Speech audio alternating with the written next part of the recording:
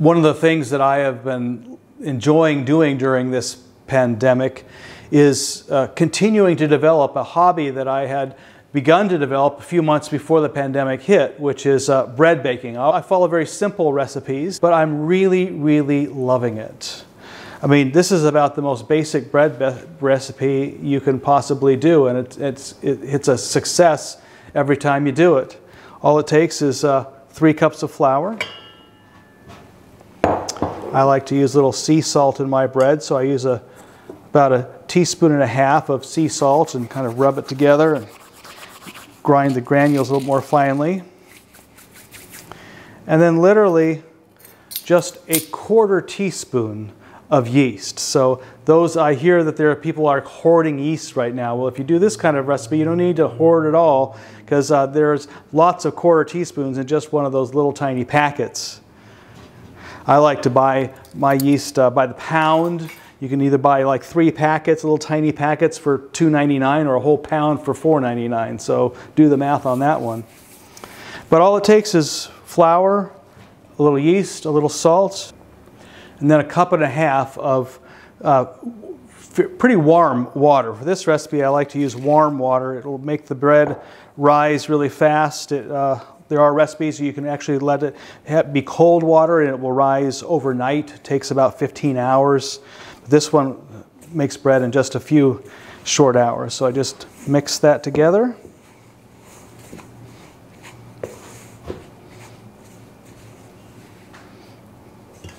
Makes what they call a shaggy dough.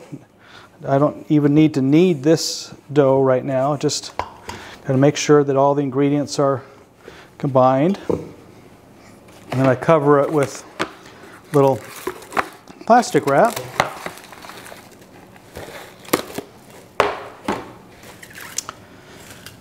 And let it rest for 3 to 5 hours. So what we're going to do now is we're going to put a Dutch oven into my oven at 450 degrees, and we're going to let it just warm up there for half an hour while we take the dough out.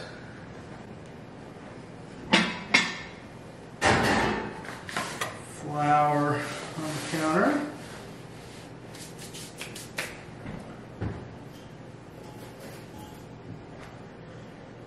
And the dough has risen just a little bit, maybe a third and a half more.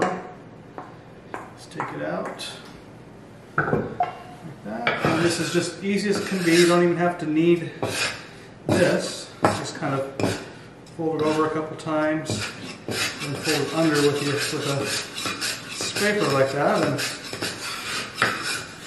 I'm just going to let that rest while the Dutch oven heats up for the next half hour.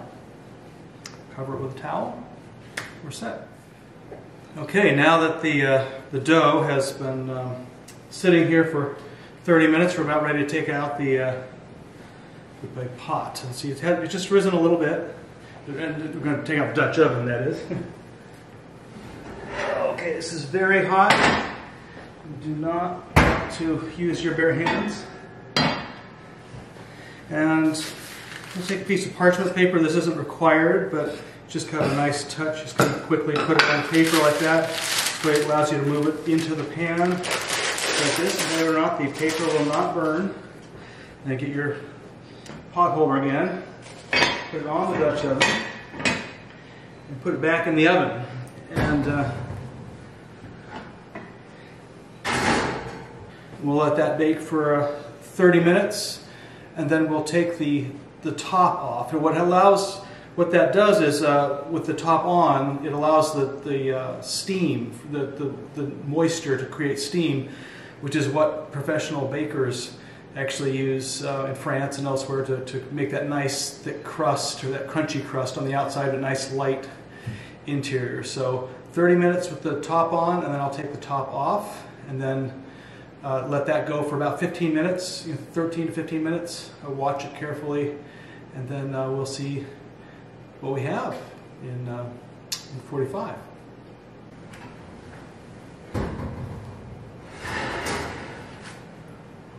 Woohoo. This.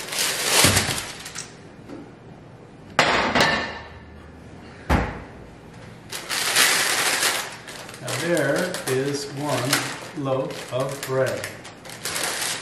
Can you smell that?